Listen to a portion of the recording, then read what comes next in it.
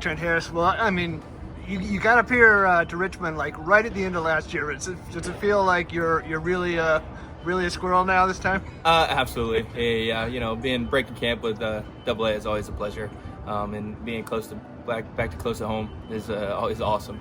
Do you get his family coming up and see you here? Yeah, now? actually, I think my mom's coming up tomorrow for the day game. Oh, nice. Yeah, and they were here to open today, so that was cool. Well, I have to ask you first off, because for some reason readers write in about you a lot, and they all have the same question: are the Giants going to stretch him out and be a starter? It's always been a work in progress. Working with more pitches and getting that split going. So. I don't know. Played in a lot of different roles in the Giants at work. I just trying to do, cliche, but what's best for the team. Honestly, if it gets us a win, that's what I'll do.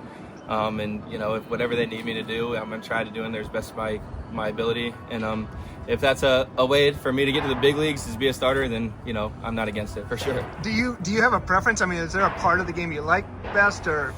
Of course, I love coming in, in a tight ball game in the ninth inning where I can kind of let it all go and let it eat. But being able to take part in more of the game, pitching 4 or 5 innings, 6 innings as a starter should, it feels more, I don't know, it feels better to me, pitching and taking part in more of the game. You have been I think both of your appearances this year have been 8th, 9th inning. So last year it was a lot of kind of middle stuff, bridging after the starter. So at least you're getting that, the finishing it off thing. Yeah, it is. It's a pleasure for sure. It's nice when we're up in the 9th inning, and we can go out there and I can get the the save or the win. It's a good feeling. You mentioned a split. Is that something that you're working on adding to the repertoire? Yeah, it's been a work in progress for the last few years. Haven't thrown it a whole lot, but I worked on it during this off season and during spring training, and it gotten some good results. So I just find a place to use it and practice it, and hopefully I can use it in the game more. So how's the kind of movement profile of that differ from your curveball? It goes to the right. All my pitches tend to go to the left, into lefties and away from righties. So it's nice to have something that can fade the other way against left-handed hitters, maybe possibly, and then right on right if it gets a chance to. So that's great to the repertoire. How much are guys just constantly in season tinkering with pitch grips, new pitches, stuff like that?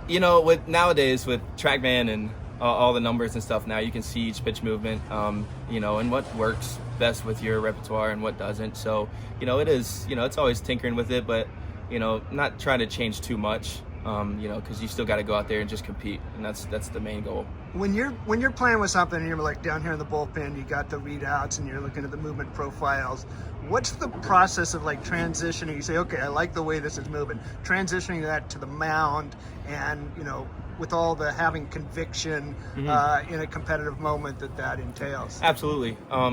It's whether you like it or not, whether it could be the wrong pitch or the wrong time, but if you throw it with conviction, you find success more times than not. And so, you try to stick with what but when you're trying new grips, you gotta go full out for it. If you don't, then you never really know what it's really going to do and what the success rate is going to be.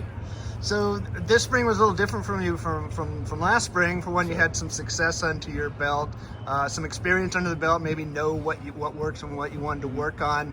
What was it like coming in with sort of that really good season under your belt this year as opposed to last year when you were trying to make a name for yourself? Yeah, it's definitely, it's a pleasure to, finally have people that know my name. But at the same time, it's trying not to, let that affect me. It's hard to be better than, kind of that was, but, it's just repeating what I know and repeating, what I did last year and try to, compete the next year and create some more success. I just want to say, my readers knew your name a long time ago. So well, that's nice to know. That's awesome. You got some time in over the big league camp in spring. I don't know if you know this, but during the Sacramento game, the exhibition in Sacramento, Zach Menagian was on the broadcast for a while, and they asked him who are guys that caught your eyes, and you were one of the people he mentioned. Actually, that's awesome. Yeah, you did open some eyes.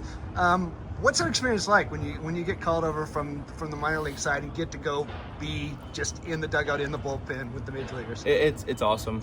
It's a great experience just to be with the big league side of things. When before you get to minor league ball, it's always You know, I visualize seeing on people on TV. It's you know, you see them as, you know, almost gods or idols, you know, and then, you know, you get in the clubhouse and dugout with them, you know, and they're just other guys, you know, playing the baseball game the same way. You know, it's a kid's game, you know, to having fun with it, and that's what the Giants are doing right now. You know, it's awesome to see. They're usually big guys. Yeah, they are. You know, the size does make a lot of the difference, but you know, it's awesome. So when you're in that experience and you're down in the bullpen or whatever, are you like, what are the kind of questions that are going back and forth between the minor leaguers and the guys in the... You know, dugout talk is, you know, a lot different than bullpen talk. Bullpen can get, you know, caught off track sometimes, but you know what goes wrong in the bullpen stays in the bullpen. But you know, it's good, you know, picking guys' brains, you know, being able to talk to Verlander and watch him go through his routines and everything like that. He's done for, you know, 21 years now, so it's always really good to just kind of take in and soak in what they do and how they go about their business. Are you a big question asker, or are you more like sit back and watch? No, I sit back and watch. I let them do their thing, you know, and try to take notes that way. So when you do get in conversations, is the stuff that's most interesting to you like the mechanical stuff or the mentality stuff? Definitely mentality. You know, everybody has their certain keys too. You know what, you know, focuses them and zeroes them in. But you know, it's definitely mentality. Going out there and competing every day. You know, their stuff is not much different than ours. It's just, you know, it's very more, it's crisp. You know, and they know where it's going and they know what to do with each pitch. And it's consistent, right? Absolutely. It's every pitch is executed. Absolutely. It's I'm sure that for every major leaguer, there's something they wish they could go back and tell their A-ball self, Yeah. their double-A self, that is a helpful part of development, but you can never really know what you need to know until you get there and find it out, right? Absolutely. You know, they say the double-A jump to the big league jump is just, you know, it's the biggest jump there is. So it's nice, you know, having their 2 cents in what to do in the minor leagues. You know, it's going out there and competing in the strike zone. So. Yeah, there's a guy in the Giants front office who told me once he loves coming and watching games here because this is where you really see where the big leaguers are going to be. Yeah. Sort of how you compete here really matters. That was kind of their last note, you know, breaking camp this year in spring training was this will make or break you. You know, double-A is going to see who's a man and who's a boy. So. Yeah. How do you put that stuff out of your mind and just focus on the task?